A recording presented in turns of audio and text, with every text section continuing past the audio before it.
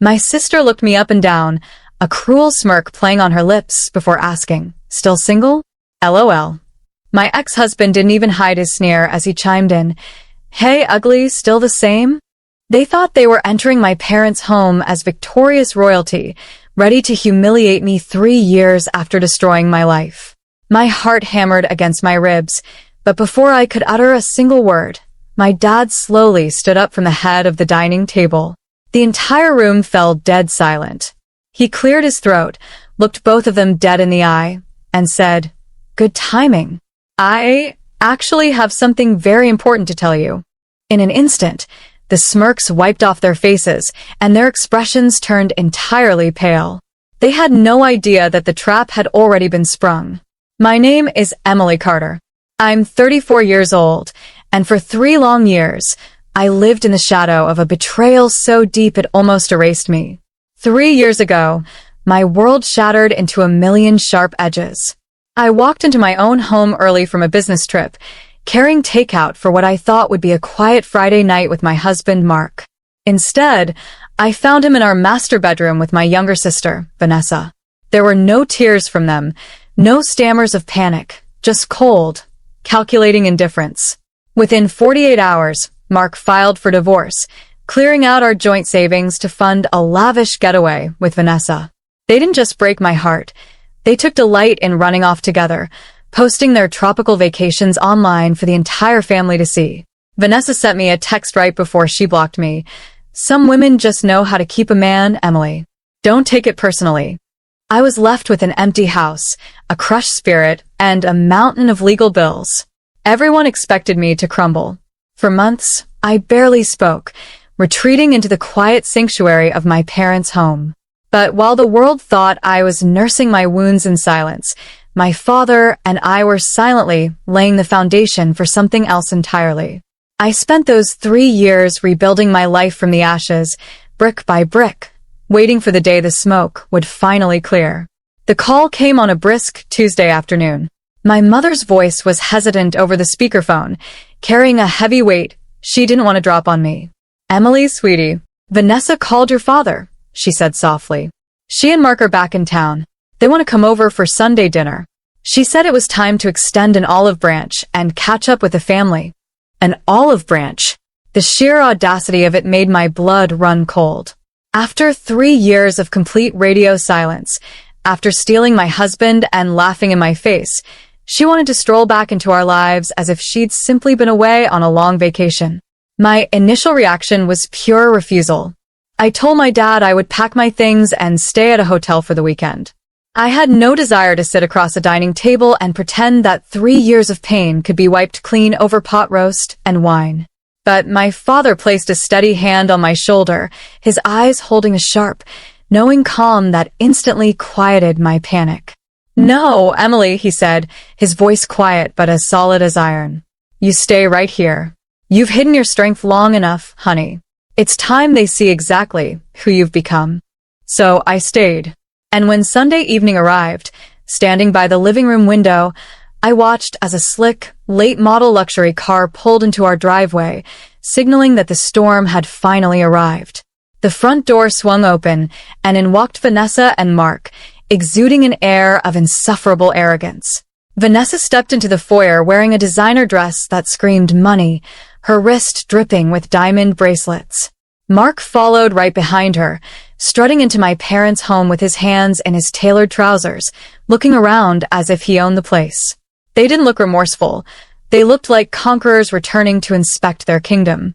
The moment Vanessa's eyes landed on me standing near the kitchen counter, her face contorted into a smug, mocking grin.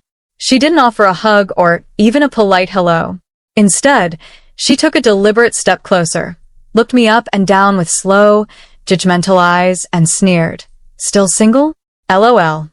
Before the sting of her words could even settle, Mark let out a harsh, barking laugh.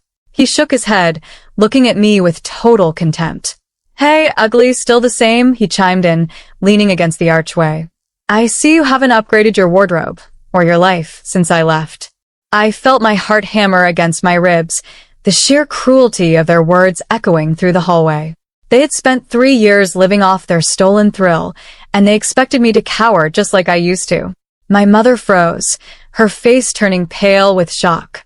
But my father, who was sitting quietly at the head of the dining room table, didn't flinch. He just watched them, his expression completely unreadable. The heavy silence in the room stretched thin, thick with the poisonous arrogance Mark and Vanessa had brought through the front door. They stood there, smirking at each other, convinced that their cheap insults had reduced me back into the broken woman who had wept 3 years ago. They had come here tonight expecting a victory lap, expecting to flex their newfound wealth and subtly probe my parents about the family trust they assumed was waiting for them. Then, my dad slowly stood up from the head of the dining table. He didn't raise his voice, nor did he display a single flicker of anger.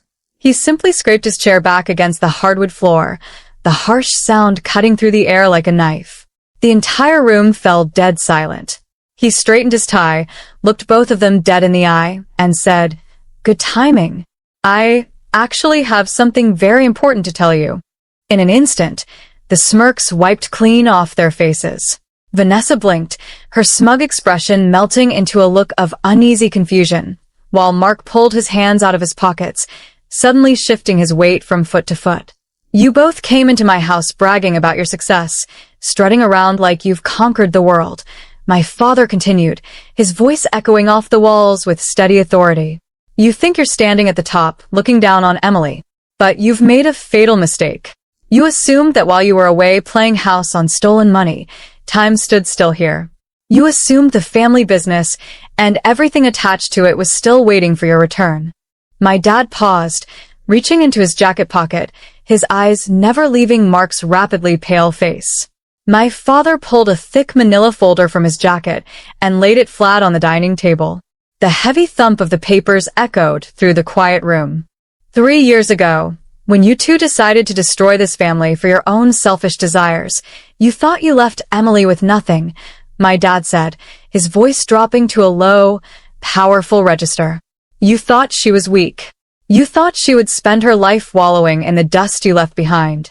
But while you were busy throwing away your morality, Emily was working. Mark's eyebrows pulled together in a tight scowl. What are you talking about? She was sitting here feeling sorry for herself. No, Mark, my dad countered sharply. She was saving this family's future. 2 years ago, I officially stepped down from the family company. I didn't hand the reins over to a board, and I certainly didn't leave a single share for you, Vanessa. Vanessa's jaw dropped, her diamond-encrusted wrist freezing midair. Dad, what do you mean? I mean that Emily is the sole CEO and majority owner of Carter Enterprises, my father declared, tapping the documents on the table. Every asset, every commercial property, and every patent this family built over 30 years was legally transferred into her name. She isn't living off my goodwill. She runs the entire empire. And this house? The deed was transferred to Emily 6 months ago. You are standing in her living room, eating off her table. Vanessa gasped, clutching her designer purse tightly against her chest, as if it could somehow protect her from the sudden shift in reality. Mark's face drained of every last drop of color. The arrogant man who had walked into the foyer treating me like an eyesore was suddenly looking at the woman who held complete financial control over everything his greedy eyes had ever coveted. My father looked at them both, with cold finality. You didn't come back to extend an olive branch. You came back to leech off what you thought was coming to you. But as of this exact moment, you are officially written out of the family trust entirely. The silence that followed was suffocating. The air left Mark's lungs in a sharp, ragged gasp as the blood completely drained from his face. Emily, CEO? Mark stammered, his eyes darting wildly between my father and me. The arrogance that had coated his voice just minutes ago was entirely gone, replaced by a raw, unadulterated panic. No, that's impossible. You're running Carter Enterprises? She's been for over 2 years, Mark, I said calmly, speaking for the first time. I folded my hands on the table and met his panicked gaze. And that brings us to your little consulting firm, Apex Global. Mark froze, his hands starting to visibly shake. You didn't come back tonight just to mock me, I continued, letting a cold smile touch my lips. You came because Apex Global is on the brink of bankruptcy. You've been desperately fishing for a primary investor to back your $5 million credit line, haven't you? You thought you were going to pitch my father tonight. Vanessa whipped her head around to look at Mark, horror dawning on her face. Mark, what is she talking about? You said your business was thriving. Shut up, Vanessa. Mark snapped, dropping all pretense. He took a frantic step toward the table, clutching the back of a dining chair as if he might collapse. Emily, please. The board of the investment firm told me the funding was approved by the Parent Holdings Group. They said the final sign-off was happening this week. The Parent Holdings Group is a subsidiary of Carter Enterprises, I interrupted softly. The contract is sitting on my desk right now. I was scheduled to sign it on Monday morning. Mark sank into the chair, burying his face in his trembling hands. Emily, please, if you don't sign that approval, my creditors will liquidate everything I own by the end of the month. We'll lose the house, the cars, everything. Please, I'm begging you, we're family. Family? I echoed, my voice as hard as flint. You stopped being family the moment you walked out that door 3 years ago. I stood up from the table, looking down at the two people who had spent 3 years believing they had destroyed me. Mark sat crumpled in the chair, a broken man drowning in the consequences of his own greed, while Vanessa sobbed hysterically, realizing her life of luxury was evaporating before her eyes. You asked me earlier if I was still single, Vanessa. I said, my voice ringing clear and steady through the quiet room. The answer is yes. But unlike you, I am independent, secure, and answerable to no one. You traded your integrity for a man who is now completely broke, and Mark traded a loyal wife for a lifestyle he could never afford. You two deserve each other. I pointed toward the front door. Now, get out of my house. They didn't argue. They slunk out into the cool night air, leaving behind the shattered fragments of their arrogant illusion. Within a month, Apex Global collapsed under the weight of its debts.